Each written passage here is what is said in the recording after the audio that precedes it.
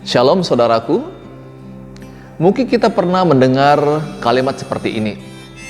Orang itu rajin membaca Alkitab, rajin ke gereja, dengar firman Tuhan, tapi kok tidak ada perubahan dalam dirinya?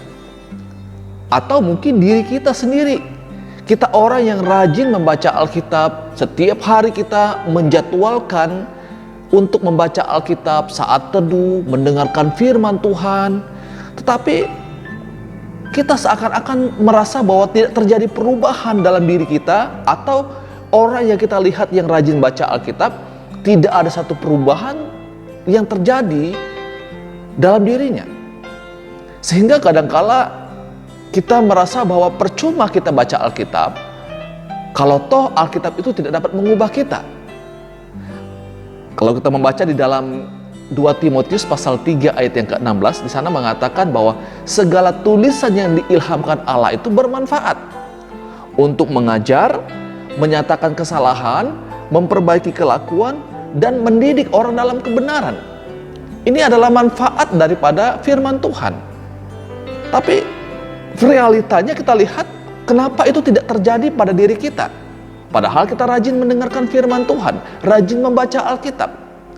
Nah, Bapak Ibu Saudara yang dikasihi oleh Tuhan Yesus Kristus, tidak ada yang salah dengan Alkitabnya, tidak ada yang salah dengan kebenaran yang kita baca. Tetapi ada mungkin hal yang perlu kita evaluasi ketika kita membaca firman Tuhan. Yang perlu kita evaluasi adalah bagaimana kita meresponi firman yang kita baca dan atau firman yang kita dengarkan itu. Salah satu penyebab yang membuat kita tidak mengalami perubahan di dalam diri ini ketika rajin membaca Alkitab, rajin mendengarkan kebenaran firman Tuhan, ada alasan-alasan lain. Tetapi ada satu yang saya mau bagikan untuk kita pada malam hari ini adalah, salah satunya adalah karena ketika kita dengar firman Tuhan, firman yang kita dengarkan itu bukan kita terima untuk diri kita, bukan kita jadikan satu pelajaran perenungan bagi diri kita sendiri. Tetapi firman yang kita dengarkan itu atau firman yang kita baca itu biasanya nanti kita akan tujukan untuk orang lain. Saya berikan contoh. Ketika kita membaca firman Tuhan dan ada firman yang berkata jangan berbohong, dan kita akan langsung berpikir, oh firman ini cocok untuk si A, dia orang yang suka berbohong.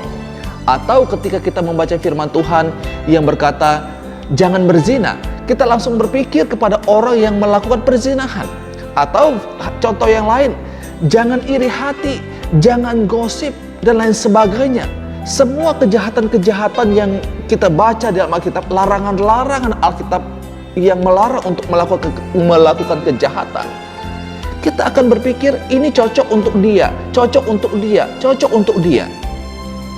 Sehingga kita tidak pernah berpikir bahwa itu sebenarnya untuk kita sendiri.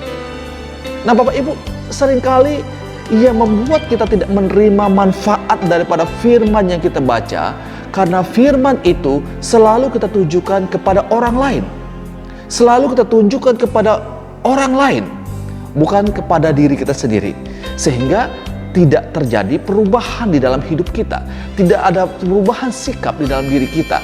Karena firman yang kita dengarkan itu selalu kita lemparkan kepada orang lain, bukan kepada diri kita sendiri. Kalau mau firman Tuhan itu mengubah kita, salah satu cara yang dapat kita lakukan adalah waktu dengar firman Tuhan, waktu baca firman Tuhan, jangan buang itu kepada orang lain, jangan alamatkan firman itu kepada orang lain, tetapi alamatkanlah firman itu kepada diri sendiri. Ambil pelajaran di sana secara pribadi, dan firman yang kita ambil itu, yang kita dengar itu akan memberikan perubahan, mengubah hidup saya dan saudara. Ini firman Tuhan untuk kita pada malam hari ini. Jadi, ketika kita dengar firman Tuhan, waktu baca firman Tuhan, ambillah pelajaran secara pribadi. Apa yang Tuhan mau katakan kepada saya melalui pembacaan ini? Apa yang Tuhan mau katakan kepada saya melalui firman yang saya dengar?